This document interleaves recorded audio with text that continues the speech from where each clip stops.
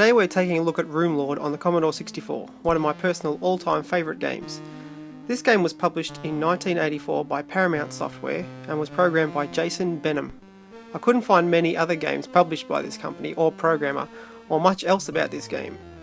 Now, as with most of my Commodore 64 games, all I have is a disc, no box, no manual, so I try to research each game online to give some history and find out more about the game myself. But with Roomlord, I couldn't find much information about it at all.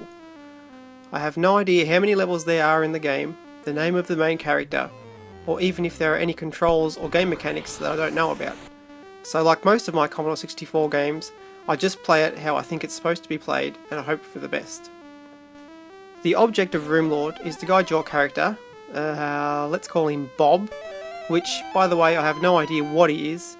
I've always seen him as a barrel-chested explorer type with a big hat on, but I really have no idea. Anyway, you need to guide Bob through 4 rooms on each floor, collecting an item from each room on the floor in order to progress to the next floor.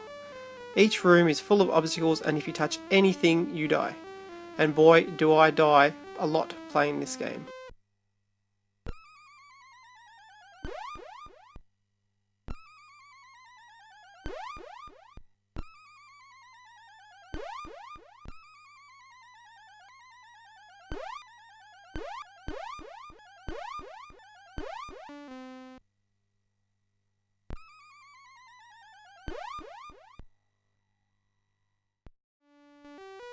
There are also monsters in each room, which you can shoot with a star that shoots out of your body.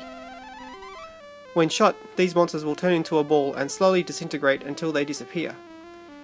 You'll need to shoot monsters in each room in order to get past them, and to get the item in the room and get back out alive.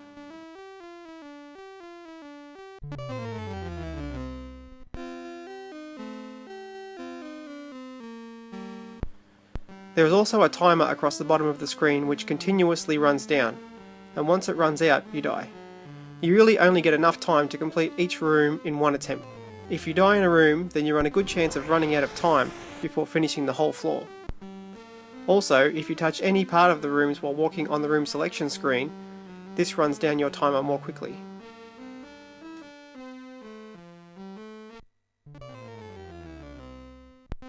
The graphics in this game are quite simple, with a dark background throughout the game. Each element of the graphics is quite crisp, so that it's easy to distinguish it from the background, so you know how close you can get to something before you touch it and die. The sound effects are quite good. There are different musical pieces throughout the game. When selecting a room, you hear green sleeves, and then there's another tune that plays when you're in a room, and another on the opening screen. I'm not sure if the challenge level for this game is high, or if I'm just slipping as I get older, but when I played this game when I was younger, I usually only got to the 3rd floor, same as I've done in this review, so I doubt I will ever see any of the other floors in the game. Roomlord seems to be a little known game on the Commodore 64, but it's worth searching for if you've never played it before and you're a fan of the system. I highly recommend it. I would love to see a port of this game on another system, perhaps as a mobile game for modern smartphones. That wraps up my take on Roomlord for the Commodore 64. As always, thanks for watching, and if you like this video, please like or subscribe. Thanks.